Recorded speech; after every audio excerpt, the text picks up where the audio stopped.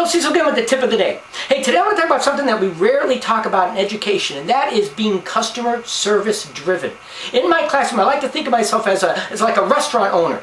You may not like everything on my menu that I'm going to serve up, but you'll like enough things that will make you want to come back. You'll love my service enough that you'll want to come back day after day after day. I mean, why not do that? It's going to be a lot easier to work with a group of kids that want to be there than kids that feel like they have to be there. It's going to be much easier to work with their parents if they want their kids in there than working with parents that feel like they don't want their kids in there.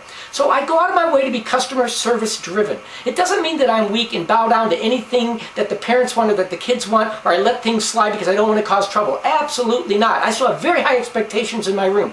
But if there's a problem that I can solve, if there's something I can do to go a little bit out of my way to make them happy, by gosh, I'm going to do it. In fact, Walt Disney had the great advice once. When asked about his competition, they asked, are you concerned about other amusement parks as being your competition? He said, I don't consider other amusement parks as my competition.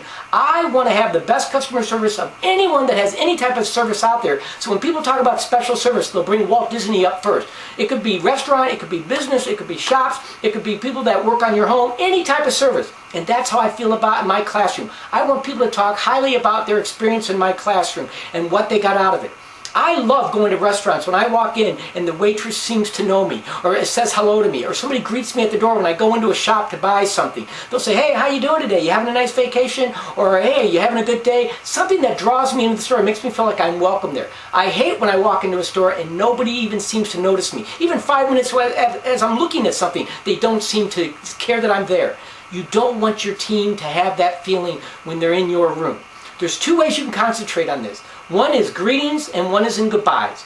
When I do my greetings in the morning, I always make sure that I'm out there in the hallway when the first bell rings and they come in the building, before the second bell rings and they come into my classroom. I'm always out there in the hallway greeting them. I'm not at the copy machine making last minute copies. I'm not getting a cup of coffee or sitting in the back of the room grading papers as they come into the room. I'm out in the hallway greeting the kids. Even kids that aren't mine. I'm out there saying, hello, how you doing today? Hey, you ready for a good day? Hey, did you just get your hair cut last night? It looks good. Hey, is that a new shirt? Hey, I like your backpack. Something to make a connection. Something to let them know that I'm in a good mood. I'm excited to be there, and I'm greeting them and welcoming them to another great day, hopefully.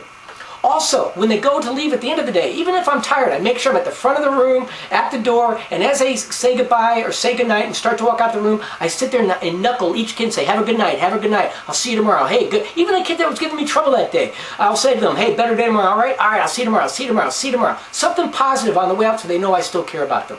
I do this in the hallway when I'm dropping them off at a special, like music or PE. I'll sit there and say, hey guys, great job so far this morning. I'll see you when you get back. I'll just stick my hand out as they walk by. They might give me a high five, or they might give me knuckles. You know, this is physical contact that's appropriate, that's powerful, and that's quick. And it lets them know that you care about them, and it breaks down that us versus them mentality. Customer service, it's something we need to be thinking about in education.